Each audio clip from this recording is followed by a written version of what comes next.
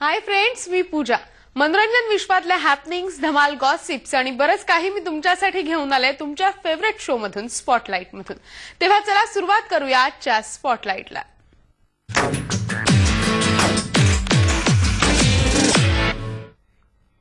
सोज्वळ, लाजाळू, संवेदनशील व्यक्तिरेखा चोखपणे वटवणारी सशक्त अभिनेत्री म्हणजे मृणाल कुलकर्णी.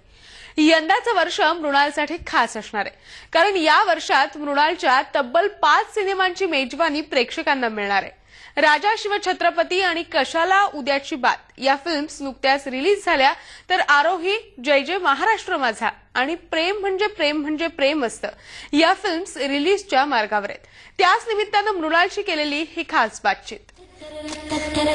तिला झेपणार आहे का हे सगळं? तू तिला परत प्रपोज करतोय. तुझं ऑफिसचं प्रत्येक काम इम्पॉर्टंट असतं आणि अर्जंट.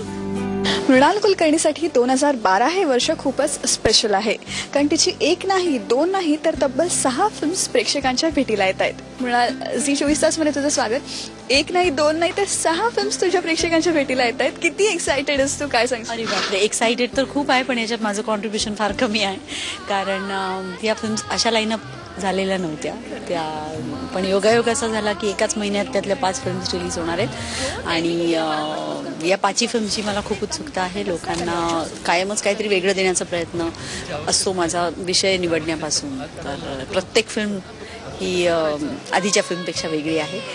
आणि जय जय महाराष्ट्र माझा सारखी फिल्म आहे, त्याच्यामध्ये खूप नाट्यमय घटना आहेत. राजा शिवछत्रपती ही ऐतिहासिक आहे. कशाला उद्याची बात ही प्रत्येक सामान्य माणसाला एक वेगळा संदेश देणारी फिल्म आहे. ती बायलिंग्वल फिल्म आहे, हिंदी आणि मराठी. आणि आरोही ही मला अतिशय कथा आवडली, कारण रियालिटी शोज, लहान मुलं आणि त्यांचे पालक अशा विषयावरची फिल्म आहे. त्यामुळे सगळ्या फिल्म्स एकमेकांपेक्षा वेगळ्या आहेत. आणि मला सगळ्यात जास्त उत्सुकता 6व्या फिल्मची आहे, कारण त्याच्यात माझी मोठी परीक्षा आहे. प्रेम म्हणजे प्रेम म्हणजे प्रेम असतं हे मी दिग्दर्शित करत असलेल्या चित्रपटाचं नाव आहे आणि एक मॅच्युअर्ड लव्ह स्टोरी आहे. आणि सध्या लग्न आणि त्याच्या आजूबाजूला जे विषय आहेत त्याबद्दल खूप सगळे नाजूक असं वातावरण झालेलं आहे. लग्न, तरुण मुलं जी आहेत IT प्रोफेशनल्स, ती लग्न पुढे ढकलायला उत्सुक आहेत. आईवडिलांना मुलं सेटल व्हायला हवी आहेत. एक्स्ट्रामॅरिटल अफेअर्स चालू आहेत. डिवोर्सचं प्रमाण वाढलेलं आहे. या सगळ्या बॅकग्राऊंडवर येणारी पिढी लग्न संस्थेकडे कशी बघते यावर खुसखुशीत भाष्य करायचा प्रयत्न या चित्रपटातनं केला. तुला असं विचारायचं की तू आत्ताच नुकतं म्हणालीस की हे सगळं योगायोगाने झालंय, इट वॉज नॉट प्लॅन की सगळ्या फिल्म्स एका वर्षी येते. And actor can't plan. म्हणजे माझे रिलीजेस कधी हवे ते माझ्या हातात नस, म्हणजे सलमान खान नाही आहे मी याला, पण हा एक खूप छान दुर्मिळ योगायोग आहे. तर हेच मला विचारायचं तुला की हा जो योगायोग असला तरीही करिअरच्या या पॉईंटला आल्यानंतर असा योगायोग येणं, जुळून येणं हे तुझ्यासाठी किती महत्त्वाचं? माझ्यासाठी खूप एक्साइटिंग आहे, खूप आनंदाचं आहे. पण नंबर गेमवर काही माझा विश्वास नाही की किती रिलीजेस झाले याच्यावर आपलं यश महत्त्वाचं नसतं. आपण काम जे केलं ते लोकांना आवडलं का, आपला चॉईस लोकांना आवडला का, आणि आपण ज्या पद्धतीचे चित्रपट निवडतो आहोत ते लोकांना बरे वाटत आहेत का, याच्यातून आपली काय इमेज निर्माण होते हे माझ्यासाठी महत्त्वाचं आहे. काय अपेक्षा आहेत या वर्षामध्ये? जसं तू म्हणालीस की हे बाकीच्या फिल्म्समध्ये तर तू ऍक्टिंग केलेली आहेस, वेगवेगळ्या धाटणीच्या फिल्म्स आहेत, पण एक तुझी स्वतःची फिल्म येते त्याच्यामध्ये खूप कॉन्सन्ट्रेशन ऑफकोर्स जास्त असणार या बाकीच्या फिल्म्सपेक्षा. तर ओव्हरऑल 2012 कडून काय अपेक्षा आहे? 2012 कडून मला वाटतं माझी खूप मोठी परीक्षा आहे. गेल्या 20-1 वर्षामध्ये अभिनय क्षेत्रामध्ये मी जे काही करून बघितलं, वेगवेगळ्या दिग्दर्शकांकडे ज्या पद्धतीचं काम केलं, त्यांच्याकडून जे काही शिकले, माझा स्वतःचा सिनेमाबद्दलचा जो काही विचार आहे, जो कंटेंट मला लोकांपर्यंत पोहोचवायचा आहे, तो पोहोचवण्याचा एक मनापासून प्रयत्न मी करते आहे. आणि मला वाटतं की खूप मनापासून मनपूर्वकतेने काही सांगण्याचा प्रयत्न केला तर ते लोकांपर्यंत नक्की पोहोचतं. चित्रपटाची कथा मी लिहिली आणि त्यानंतर माझी मैत्रीण मनीषा कोरडे हिच्याकडनं पटकथा संवाद लिहून घेतले आणि तोपर्यंत स्क्रिप्ट पूर्ण तयार होईपर्यंत त्याचं काय करायचं ठरवलेलं नव्हतं. पण 2-1 वर्ष हा विषय सतत माझ्या डोक्यामध्ये होता आणि त्याला छान ह्युमरस पद्धतीने एक उत्तम फॅमिली फिल्म बनवता येईल का आपल्याला. आणि त्याचबरोबर मला असं सारखं वाटत होतं मराठीमध्ये लव्ह स्टोरीजची कमी आहे, मॅच्युअर्ड लव्ह स्टोरीजची. तर अशा एका बॅकड्रॉपवर आपल्याला हा विषय मांडता येईल का असा विचार मी केला आणि त्यातून एक स्क्रिप्ट असं तयार झालं की जे मला वाटलं की हे छान स्क्रिप्ट आहे, मला स्वतःला अशी फिल्म बघायला आवडेल. ज्या पद्धतीची कामं मी केली आहेत, गुंतता हृदय सारखं किंवा अवंतिकासारखं, त्यात जे विषय आम्ही हाताळले ते विषय लोकांना आवडले, ज्या पद्धतीने हाताळले ते आवडले.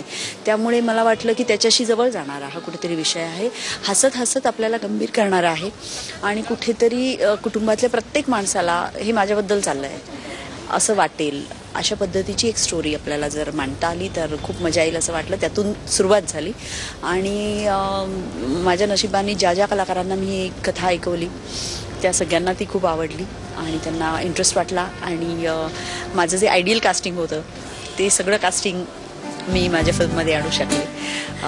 Sachin Kelkar, Pallavi Joshi after a long time, Sunil Barve, मी स्वतः ह्याच्यात एक रोल करते आहे, सुहास जोशी आहेत, स्मिता तळवलकर आहेत आणि विक्रम काका आहेत. सो एन्सेम्बल कास्ट आहे आणि मी खूप एक्सायटेड आहे या प्रोजेक्टसाठी, कारण ॲक्टिंग करणं आता माझ्यासाठी नवीन नाही, कारण मी गेली 20 वर्ष त्यात वेगवेगळ्या गोष्टी हाताळते आहे.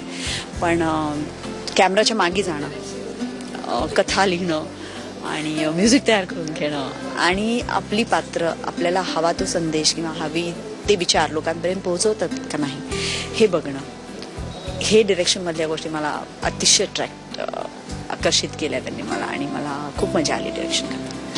ही तुझी फिल्म आहे, ही फिल्म बाजूला ठेवली तर या ज्या बाकीच्या 4-5 फिल्म्स आहेत त्याच्यापैकी सगळ्यात फेवरेट या वर्षातली तुझी फिल्म कोणती आहे? पर्सनल फेवरेट असतं ना की ही मला जास्त आवडली, ही थोडीशी कमी आवडली, अशी कोणती?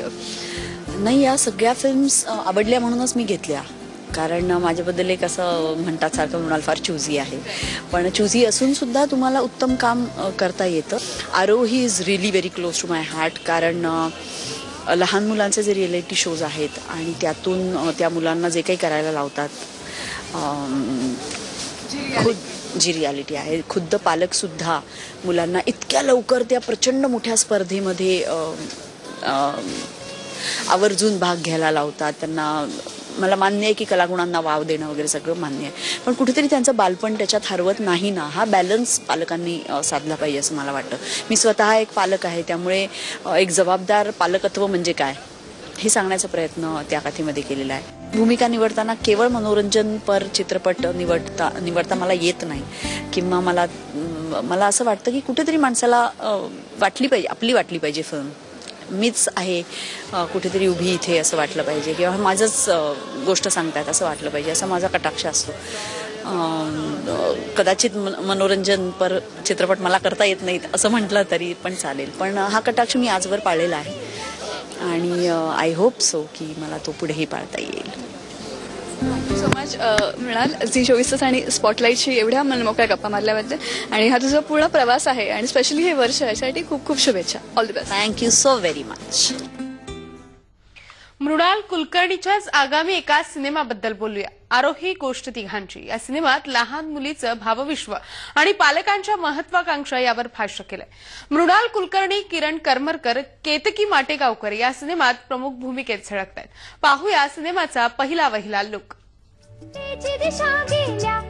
रियालिटी शो खरे किती आणि खोटे किती यावर प्रकाश टाकणारा नवा मराठी सिनेमा लवकरच प्रदर्शित होतोय.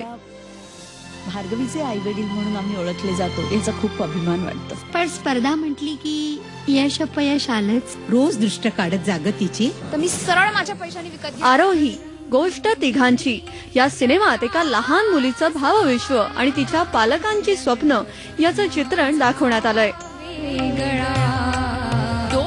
किरण करमरकर, मृणाल कुलकर्णी, रेशम टिपणीस आणि केतकी माटेगावकर यांनी सिनेमात प्रमुख भूमिका साकारल्या आहेत. त्या अवस्थेत बाहेर काढायला लागतो तो खर्च जो आहे ना, तो खर्च कसा करायचा?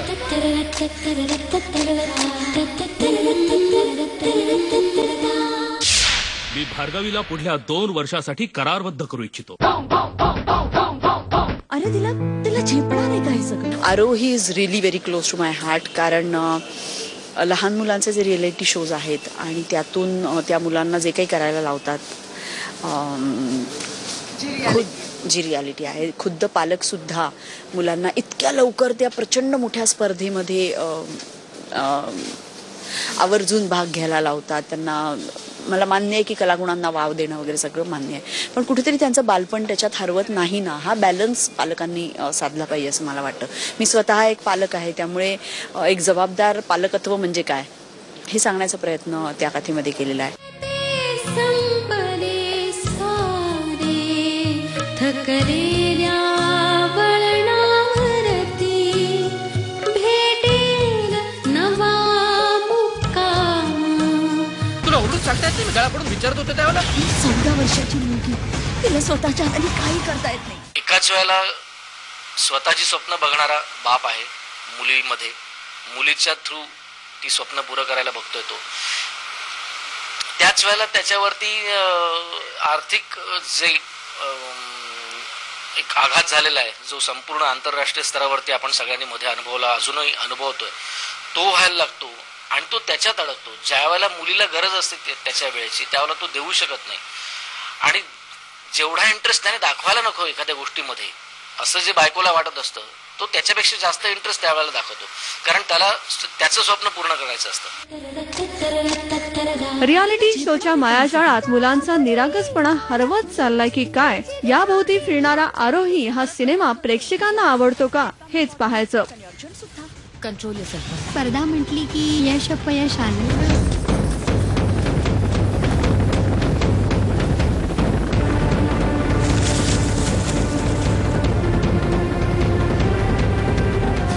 झी 24 ताससाठी मुग्धा देशमुख सह निलिमा कुलकर्णी, मुंबई. आणि एंटरटेनमेंटच्या प्रवासात आता थांबूयात ब्रेकच्या स्टेशनवर, पण तुम्ही कुठेही जाऊ नका, पाहत रहा स्पॉटलाइट.